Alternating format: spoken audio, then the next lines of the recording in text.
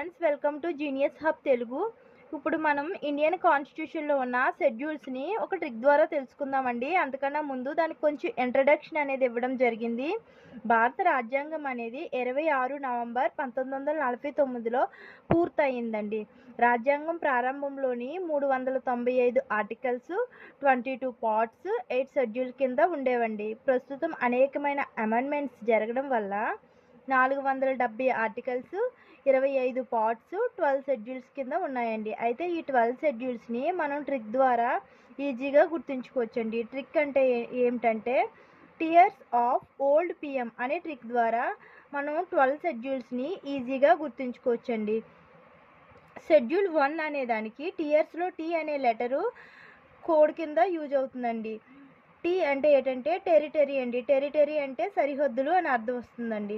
The first schedule contains the list of the states and they territories అండి. అంటే రాష్ట్రాల పేర్లు, భౌగోళిక సరిహద్దులను గురించి ఫస్ట్ షెడ్యూల్లో వివరంగా వివరించడం జరిగిందండి. అయితే సెకండ్ షెడ్యూల్లోని ఈ అనే లెటరు సెకండ్ షెడ్యూల్ని డినోట్ చేస్తుందండి. ఈ అంటే ఎమాల్మెంట్స్ అండి. ఎమాల్మెంట్స్ అంటే salaries అండి. The second schedule contains the emoluments of president, governor of states, speaker and deputy speaker of house of people, and chairman and deputy chairman of council of states, speaker and deputy speaker of state legislatives, supreme court and high court judges, controller and auditor general యొక్క salaries గురించి second షెడ్యూల్లో వివరించడం జరిగిందండి.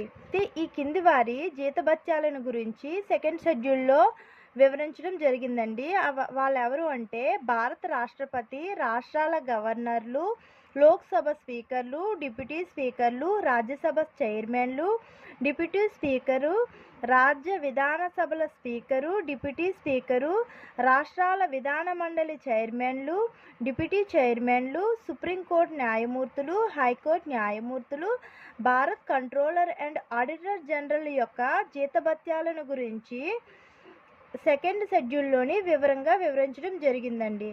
అయితే third షెడ్యూల్లోని ఏ అనేది code కింద use అవుతుందండి. ఏ అంటే ఎఫర్మేషన్ అండి. టియర్స్లోని ఏ అనే లెటరు ఎఫర్మేషన్ అండి. అంటే ఓత్ అండ్ ఎఫర్మేషన్ అండి. ఓత్ అంటే ప్రమాణ స్వీకారం, పదవి యొక్క ప్రమాణ స్వీకారం అండి. ఎఫర్మేషన్ అనే వర్డ్ గుర్తుకు రాగానే ఎవరెవరికి ప్రమాణ స్వీకారం చేస్తారు అనే అంశం గురించి మనకి థర్డ్ షెడ్యూల్లోని వివరంగా వివరిస్తారు అని మనకు గుర్తొస్తుందండి. It contains the form of oath and affirmation for union minister of Indian parliament, election candidate member of parliament, supreme court judges, controller and auditor generals, state ministers and others అండి. ఈ కింది వారి పదవీ ప్రమాణ స్వీకార పద్ధతులను గురించి థర్డ్ షెడ్యూల్లోని వివరంగా వివరించడం జరిగిందండి. ఎవరు అంటే కేంద్ర మంత్రులు, పార్లమెంటుకు పోటీ చేసే అభ్యర్థుల యొక్క పదవీ ప్రమాణ స్వీకారము, పార్లమెంటు సభ్యుల యొక్క పదవి యొక్క ప్రమాణ స్వీకారం గురించి, సుప్రీంకోర్టు న్యాయమూర్తుల యొక్క పదవుల యొక్క ప్రమాణ స్వీకారం గురించి, Bharat controller and auditor general యొక్క పదవి యొక్క ప్రమాణ స్వీకారం గురించి, రాష్ట్ర మంత్రుల పదవుల యొక్క ప్రమాణ స్వీకారం గురించి, రాష్ట్ర శాసనసభకు పోటీ చేయు అభ్యర్థుల యొక్క పదవి యొక్క ప్రమాణ స్వీకారం గురించి, రాష్ట్ర శాసనసభ సభ్యుల పదవుల యొక్క ప్రమాణ స్వీకారాల గురించి, రాష్ట్ర న్యాయమూర్తుల యొక్క పదవుల యొక్క ప్రమాణ స్వీకారం గురించి థర్డ్ షెడ్యూల్లోని తెలియజేయడం జరిగిందండి. అయితే ఫోర్త్ షెడ్యూల్లోని టియర్స్లో ఆర్ అనే లెటరు కోడ్ కింద యూజ్ అవుతుందండి. ఆర్ అంటే రాజ్యసభ అండి. రాజ్యసభకు సంబంధించిన సీట్లు కేటాయింపు అనేది ఈ ఫోర్త్ షెడ్యూల్లోని వివరంగా వివరించడం జరిగిందండి. It contains the allocation of seats and union territories it the Rajya Sabha. వివిధ రాష్ట్రాలకు మరియు కేంద్ర పాలిత ప్రాంతాల రాజ్యసభ సీట్ల కేటాయింపును గురించి ఫోర్త్ షెడ్యూల్ అనేది వివరంగా చెబుతుందండి. ఆర్ అనే లెటర్ ద్వారా రాజ్యసభకు ఏ స్టేట్కి ఎంతమంది రాజ్యసభ సభ్యులు ఉండాలి అనేది ఫోర్త్ షెడ్యూల్లో వివరంగా వివరించడం జరిగిందండి. ఇప్పుడు ఫిఫ్త్ షెడ్యూల్ అండి. ఫిఫ్త్ షెడ్యూల్కి ఎస్ అనే లెటర్ డినోట్ చేస్తుందండి 5th షెడ్యూల్ని. టీయర్స్లో ఎస్ లెటర్ ఉంది కదండి, yes letter 5th schedule denote చేస్తుందండి. 5th షెడ్యూల్ అంటే ఏంటంటే, ఎస్ అంటే ఏంటంటే schedule areas and schedule tribes అండి. ఎస్ లెటరు షెడ్యూల్ ప్రాంతాలు మరియు షెడ్యూల్ తెగల పరిపాలనా నియంత్రణకు సంబంధించిన నిబంధనల గురించి 5th షెడ్యూల్లో వివరంగా వివరించడం జరిగిందండి. It contains the provisions and administrations and the control of schedule areas and schedule tribes అండి. ఈ 5th షెడ్యూల్లో షెడ్యూల్ గురించి పూర్తిగా వివరంగా వివరించడం జరిగిందండి. ఎస్ అనేది గుర్తుంచుకుంటే షెడ్యూల్ ఏరియాకి షెడ్యూల్ ట్రైబ్కి సంబంధించింది అని ఈజీగా గుర్తుంటుందండి.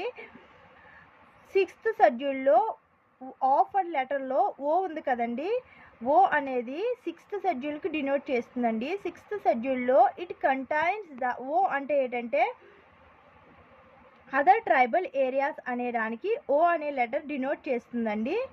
It contains in relation to the administration of other tribal areas in the state of Assam, Meghalaya, Tripura and Mizoram అండి.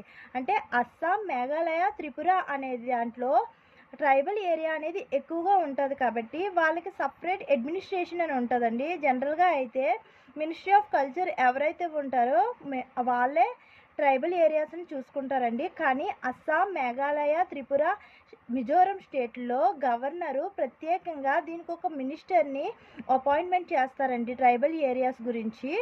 అయితే ఈ ఏరియాస్ని, అదర్ ట్రైబల్ ఏరియాస్ని గుర్తుంచుకోవడం కూడా ATMM అనే కోడ్ ద్వారా ఈ ఏరియాస్ని గుర్తుంచుకోవచ్చండి. అస్సాం, త్రిపుర, మేఘాలయ, మిజోరం అనే ఈ ATMM అనే కోడ్ ద్వారా ఈ 4 ఏరియాస్ని కూడా, స్టేట్స్ని కూడా ఈజీగా గుర్తుంచుకోవచ్చండి. అయితే అస్సాం, మేఘాలయ, త్రిపుర మరియు మిజోరం రాష్ట్రాలలోని ఆదివాసీ ప్రాంతాల పరిపాలన గురించి నిబంధనలు అనేవి 6th షెడ్యూల్లో వివరంగా వివరించడం జరిగిందండి. సో మీరు ఆఫ్లోని ఓల్డ్ లెటర్ గుర్తుంచుకుంటే, ఓల్డ్ లెటర్ అనేది అదర్ ట్రైబల్ ఏరియాస్ అని గుర్తొస్తే మీకు ఈజీగా గుర్తొచ్చేస్తుందండి అదర్ ట్రైబల్ ఏరియాస్ ఏంటో. తర్వాత 7th షెడ్యూల్ అండి. 7th షెడ్యూల్లో ఆఫ్లో ఎఫ్ ఉంది కదండి, ఎఫ్ అనే లెటరు 7th షెడ్యూల్ డినోట్ చేస్తుందండి. ఎఫ్ అంటే ఫెడరల్ స్ట్రక్చర్ అండి. ఫెడరల్ స్ట్రక్చర్ అంటే ఏంటంటే యూనియన్ లిస్టు, స్టేట్ లిస్టు, అలా 3 లిస్ట్స్ ఉంటాయి కదండి, కాంకరెంట్ లిస్టు అని. ఆ 3 లిస్టులు కలిపి ఫెడరల్ స్ట్రక్చర్ అంటారండి. This schedules deal with the 3 legislative list, federal structure, union list, state list and concurrent list అండి. ఈ 3 లిస్టుల గురించి ఈ 7th షెడ్యూల్లో వివరించడం జరిగిందండి. అయితే కేంద్ర రాష్ట్రాల మధ్య అధికార విభజనకు సంబంధించిన అంశాలను, కేంద్ర జాబితా, రాష్ట్ర జాబితా మరియు ఉమ్మడి జాబితాలోని ఉన్న అంశాలను గురించి, ఫెడరల్ స్ట్రక్చర్ గురించి ఈ 7th షెడ్యూల్లో పూర్తిగా వివరంగా వివరించడం జరిగిందండి. అయితే ఇప్పుడు కేంద్ర జాబితాలోని మొత్తం ఎన్ని అంశాలు ఉంటాయంటే 98 అంశాలు ఉంటాయండి. రాష్ట్ర జాబితాలోని 59 అంశాలు ఉంటాయండి. ఉమ్మడి జాబితాలోని 52 అంశాలు ఉంటాయండి. అంటే ఇప్పుడు ఉమ్మడి జాబితా అంటే చెప్తున్నానండి, ట్యాక్సెస్ ఉంటాయి కదండి, కొన్ని ట్యాక్సెస్ అవి స్టేట్కి సంబంధిస్తాయి అండ్ సెంట్రల్కి కూడా సంబంధిస్తాయండి.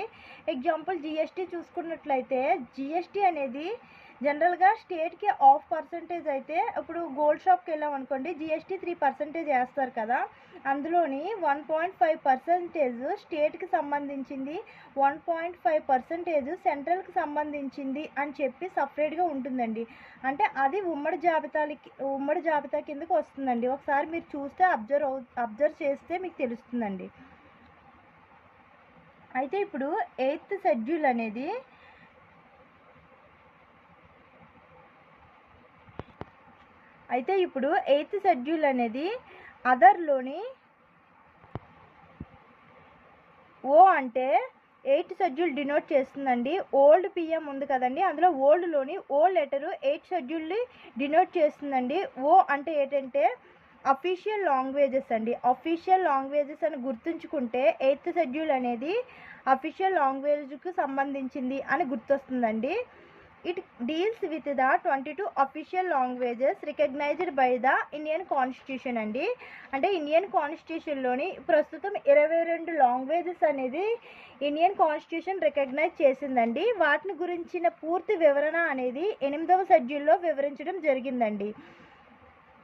రాజ్యాంగంతో గుర్తించబడిన భాషలు అని మొత్తం 22 భాషలండి. అయితే అవి మొదట్లో 14 భాషలుగా ఉండేవండి. ప్రస్తుతం అయితే 22 భాషలు ఉన్నాయండి. అయితే ఇప్పుడు ఆ 22 లాంగ్వేజెస్ ఏంటి అంటే అస్సామీ, బెంగాలీ, బోడో, డోగ్రీ, గుజరాతీ, హిందీ, కన్నడ, కాశ్మీరీ, కొంకణి, మైథిలి, మలయాళం, మణిపురి, మరాఠీ, నేపాలీ, ఒడియా, పంజాబీ, సంస్కృతం, సాంతాలీ, సింధీ, తమిళం, తెలుగు మరియు ఉర్దూలు ఈ 22 లాంగ్వేజెస్ అనేవి ఇండియన్ కాన్స్టిట్యూషన్ రికగ్నైజ్ చేసిందండి. ఇంకా మనకి చాలా లాంగ్వేజెస్ ఉన్నాయండి. కానీ ఈ 22 భాషలని ఎక్కువగా మాట్లాడడం వల్ల వీటిని భారత రాజ్యాంగం అనేది గుర్తించిందండి. అయితే 21వ రాజ్యాంగ సవరణ ద్వారా 1967లో సింధీని చేర్చడం జరిగిందండి. 71వ రాజ్యాంగ సవరణ 1992 ద్వారా కొంకణి, మణిపూరి మరియు నేపాలీ భాషలు చేర్చారండి. 92వ రాజ్యాంగ సవరణ ద్వారా 2003లో బోడో, డోంగ్రీ, మైథిలి, సంతాలీని చేర్చారండి. 96వ రాజ్యాంగ సవరణ 2011 ద్వారా ఒరియా భాషను ఒడియాగా మార్చడం జరిగిందండి. ఇవి కూడా అడుగుతారండి కాంపిటేటివ్ ఎగ్జామ్స్లో, అందువల్ల నేను మెన్షన్ చేశానండి. అయితే ఇప్పుడు 9వ షెడ్యూల్ అనేది ఓల్డ్లోని ఎల్ లెటరు 9వ షెడ్యూల్ని డినోట్ చేస్తుందండి. ఎల్ అంటే ఏంటంటే ల్యాండ్ రిఫార్మ్స్ అండి. ల్యాండ్ రిఫార్మ్స్ అనేది ఎల్కి డినోట్ చేస్తుందండి. ల్యాండ్ రిఫార్మ్స్ అంటే it deals with the state acts and regulation of that deals with land reforms and abolition of zamindari system అండి. అంటే భూ సంస్కరణలు అంటారు కదండి. భూ సంస్కరణలు, జమీందారీ వ్యవస్థ రద్దుకు సంబంధించినవన్నీ ఈ 9వ షెడ్యూల్లోని వివరంగా వివరించడం జరిగిందండి. భూ సంస్కరణలు, జమీందారీ వ్యవస్థ రద్దుకు సంబంధించిన అంశాలను గురించి ఈ 9వ షెడ్యూల్లో వివరించడం జరిగిందండి. రాష్ట్ర శాసనసభలు ఇతర విషయాలలోని పార్లమెంటు యొక్క చట్టాలు, రెగ్యులేషన్లు ఇందులో ఉంటాయండి. ప్రాథమిక హక్కులను వ్యతిరేకంగా ఉన్నాయి అని వీటిని న్యాయస్థానాలు కొట్టివేయి కూడా వీటిని 9వ షెడ్యూల్లో చేర్చారండి. జనరల్గా అయితే ఇదైతే ఇప్పుడు లేదండి. ఎందుకంటే ఆస్తి హక్కు అనేది 31లో ఆస్తి హక్కు గురించి ఉంది కదండి. అది ఫండమెంటల్ రైట్స్ నుండి తొలగించడం జరిగిందండి. అది 300A చట్టబద్ధమైన హక్కుగా మాత్రమే ఉందండి ఇప్పుడు ఆస్తి హక్కు అనేది. ఎందుకంటే 1973లోని Keshavanand Bharati versus state of Kerala కేసులోని సుప్రీంకోర్టు తీర్పునిచ్చిందండి.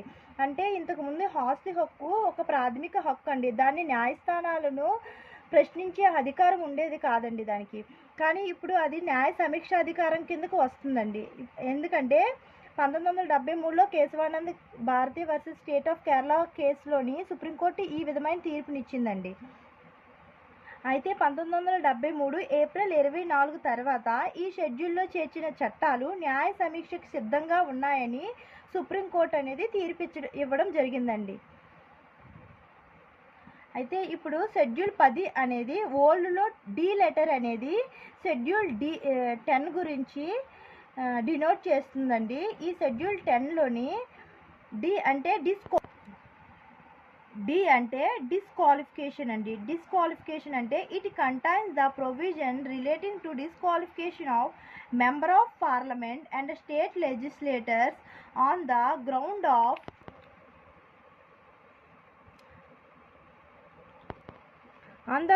ఆఫ్ డిఫెక్షన్ అండి. అంటే యాంటీ డిఫెక్షన్ లా అండి. అంటే ఏంటి అంటే పార్టీ ఫిరాయింపుల కారణంగా పార్లమెంటు, రాష్ట్ర శాసనసభ సభ్యులు అనర్హతకు డిస్‌క్వాలిఫికేషన్ అంటే అనర్హత కదండీ! అనర్హతకు సంబంధించిన నిబంధనలు ఈ షెడ్యూల్‌లో ఉంటాయండి. అంటే 10 షెడ్యూల్‌లోని డిస్‌క్వాలిఫికేషన్స్ గురించి ఉంటాయండి. అనర్హతకు సంబంధించిన అంశాలు అన్నీ ఉంటాయండి. 52వ రాజ్యాంగ సవరణ చట్టం 1985 ద్వారా దీన్ని రాజ్యాంగంలో చేర్చడం జరిగిందండి.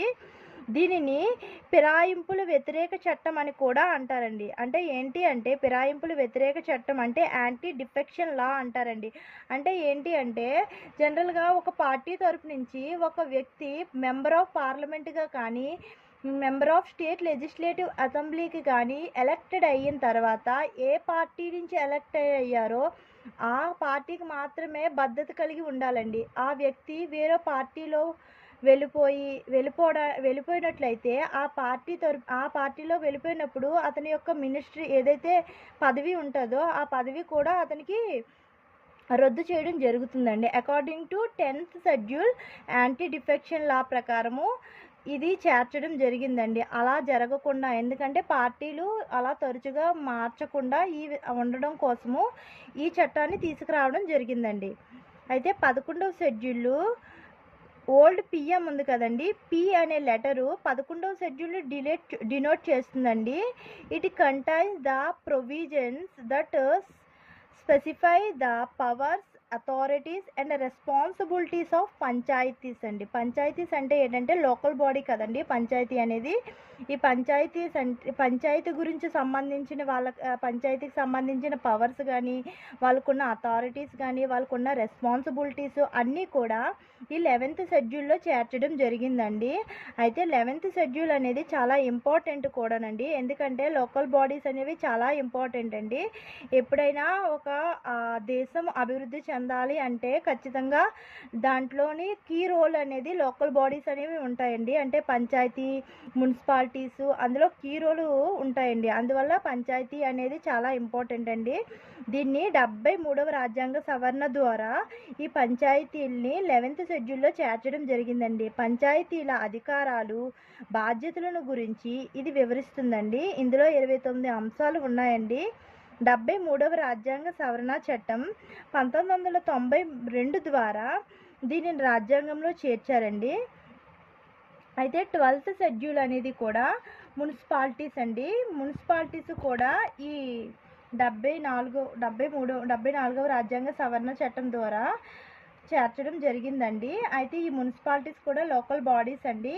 ఇది పిఎంలోని ఎం లెటరు 12th షెడ్యూల్ని డినోట్ చేస్తుందండి. It deals with the provisions that specify the powers, authorities and responsibilities of the municipalities అండి. అంటే మున్సిపాలిటీ యొక్క పవర్స్ని గురించి, అథారిటీస్ గురించి అండ్ రెస్పాన్సిబిలిటీస్ గురించి ఈ 12th షెడ్యూల్ అనేది వివరంగా వివరించడం జరిగిందండి. మున్సిపాలిటీస్ యొక్క అధికారాలు, బాధ్యతలను గురించి ఇది వివరిస్తుందండి. ఇందులో 18 అంశాలు ఉన్నాయండి. 74వ రాజ్యాంగ సవరణ చట్టం 1992 ద్వారా దీన్ని రాజ్యాంగంలో చేర్చారండి. అయితే ఈ ట్రిక్ అనేది మీకు యూజ్ అయినట్లయితే మీరు ఖచ్చితంగా లైక్ చేయండి, షేర్ చేయండి, సబ్స్క్రైబ్ చేయండి.